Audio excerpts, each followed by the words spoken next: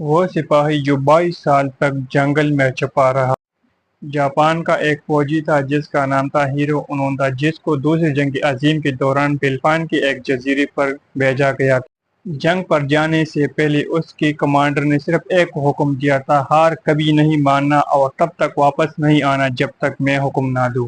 1945 میں جنگ ختم ہو گئی، جاپان نے ہتھیار ڈال دی، دنیا بدل گئی، لیکن اونودا کو یقین نہیں آیا کہ جنگ ختم ہو گئی ہے۔ لوگ جہازوں سے پیمفلٹ گراتے، ریڈیو پر خبریں سناتے، مگر وہ سمجھتا تھا کہ یہ دشمن کا ایک چال ہے، ایک دھوکہ۔ سال گزرتے گئے، اس کے ساتھی ایک ایک مر گئے یا واپس چلے گئے، لیکن اونودا صرف زندہ رہا، اکیلے جنگل میں۔ بارش، بھوک، اندھیرے راتیں، وہ سب برداشت کرتا رہا۔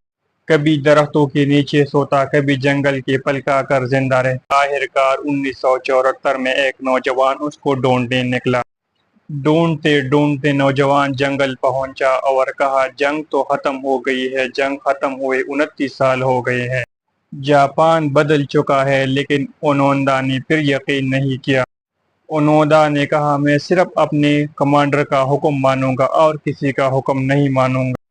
پھر جاپان سے اس کا بوڑھا کمانڈر لایا گیا۔ اس نے فوجی وردی پہن کر اونودا کے سامنے آخری حکم پڑھا: سپاہی، جنگ ختم ہو چکی ہے، تم واپس جا سکتے ہو۔